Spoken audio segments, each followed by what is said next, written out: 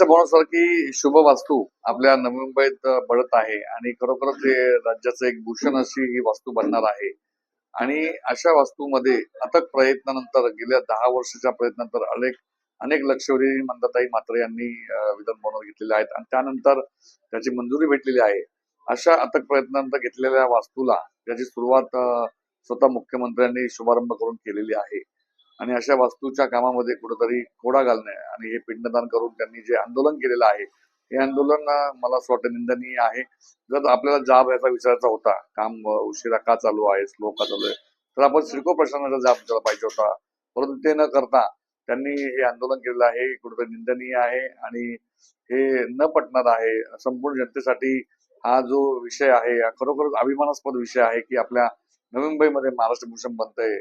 आणि हे भूषण हे महाराष्ट्र भवन बनण्यासाठी जर आपल्याला खरोखरच मदत करायची असेल तर आमदारांबरोबर बसून याचा पाठपुरावा घ्यावा, काम कुठे थांबत असेल तर त्याला सहकार्य करावं असं मला वाटतंय.